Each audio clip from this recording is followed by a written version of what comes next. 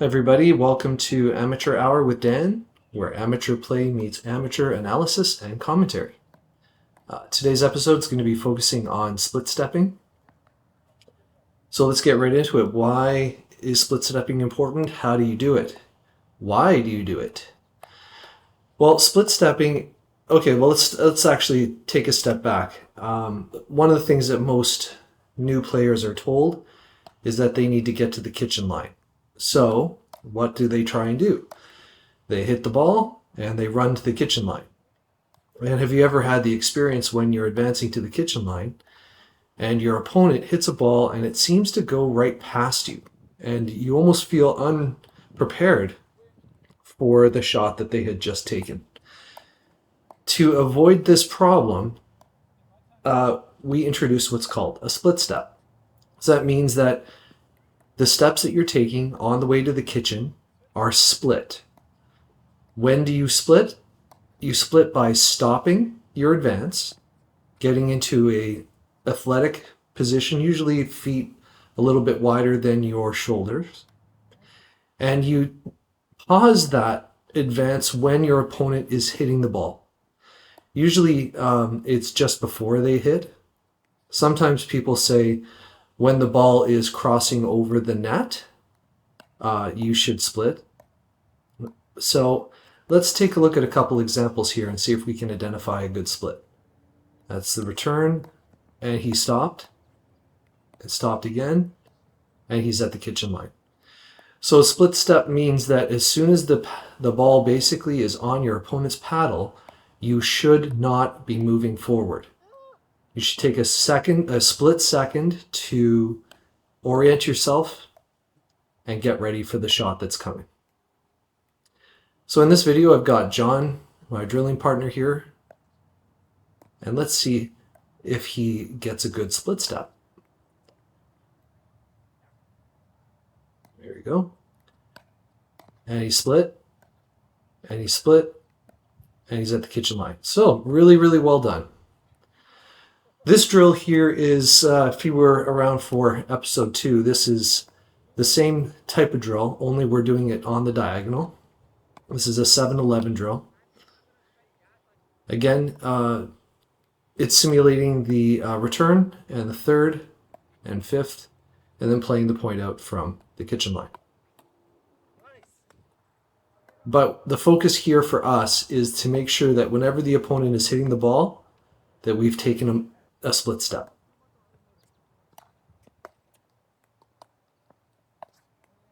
This is especially important if you are trying a third shot drive, because if your third shot drive is high, you might be receiving that ball back very quickly, and you might be able to take 1 or 2 steps into the court, but you may have to just absorb that next shot in order to safely advance. So actually, quite frankly, I'm pretty happy with how we're doing here. We're still using the same principles of that we learned in our second episode. Making good third shot choices, but you'll notice that we're not running through our opponent's shots. We stop as our opponent is hitting, get ready, and then respond accordingly. Now, one thing I will mention is that different people have different split steps. If you want to look at a very extreme example of a split step, you can look up videos by James Ignatowicz. He has a very bouncy split step, and he's in such a good habit that he almost looks like he's vibrating all game long. Like he's doing these little hops, hop, hop, hop, hop, hop, hop. Every single time his opponent is about to hit the ball, he's hopping on the balls of his feet. So we're not professional athletes, so we're certainly not James Ignatowicz. So our split step may look different. But the principle of stopping your advance when your opponent is hitting the ball and being ready for their shot is what's most important. So for myself, I don't know if it's good or bad, but I actually find that I kind of go into more of a creeping movement. So let's see, we see it again. So, okay, I stayed back for that next hit. And as he goes to hit, I've gotten a split there. Okay, let's see if we get another one here. There's a split. But the splits are so quick sometimes. It might even just appear to be a slowing down. It's not that you're stopping. Sometimes it's just a pause. Just pause enough so that your attention is on the opponent's paddle.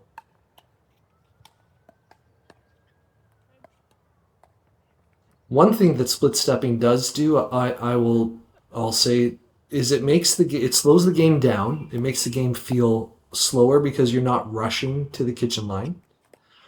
But it also seems to give more attention to what your opponent is doing. You're watching their paddle. You're making sure you're set before they hit.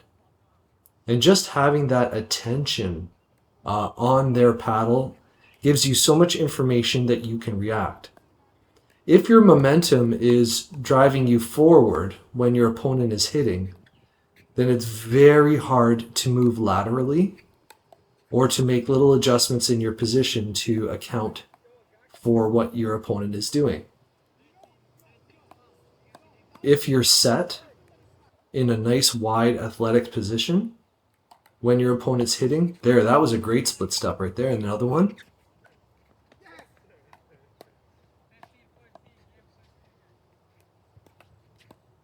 Wow, that was good defense there by John. And I got off balance. Drive, split, drive, return, split. So you can see that the split sometimes is not a very long period of time. It's just a little hop or a stop in your stride. I actually wish the term split step was different. It doesn't seem to intuitively explain what it is.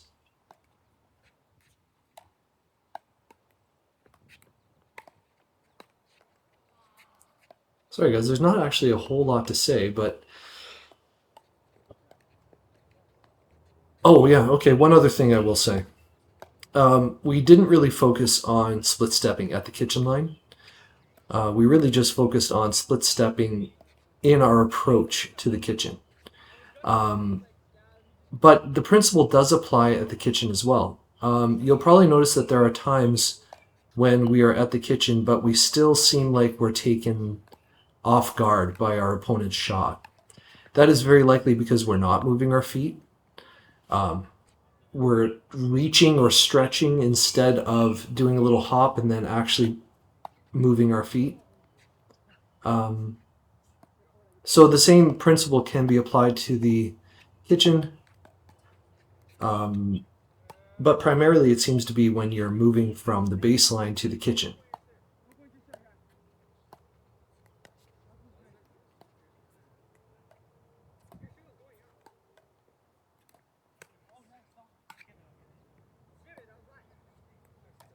So I don't think there's a whole lot more to say about split stepping. I think you guys get the idea. Maybe I should talk about if you want to drill split stepping, how should you do it? So if you want to imitate this drill, you have one player at the back, one player at the kitchen. The player at the kitchen will start the point by right there, hitting the ball. Your opponent can drive or drop. And the rule is, as you're advancing, your opponent needs to stop as you're hitting the ball and not run through. Doesn't really matter who wins the point. It matters that we have a nice controlled movement to the kitchen line.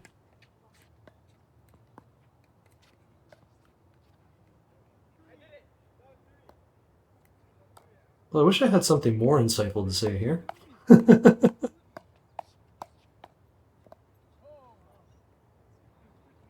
Just got 2 more minutes of us drilling.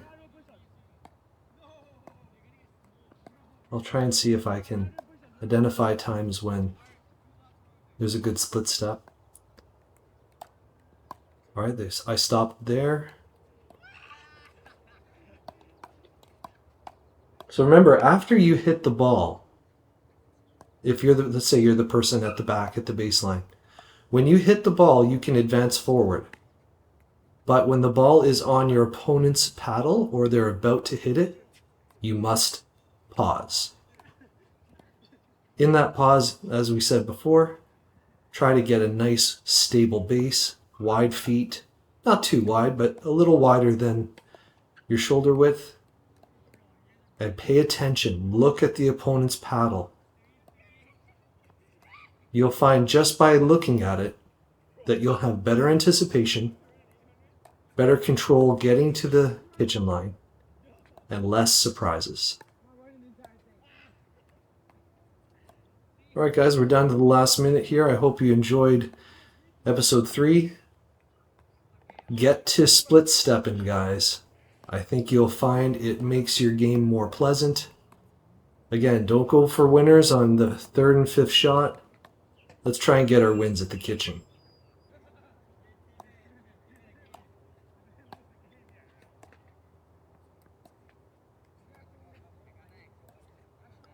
All right, thanks for hanging out for Amateur Hour with Dan. We'll get some more amateur games, amateur drills, amateur analysis, and amateur commentary coming at you. Until then, split your step, get consistent,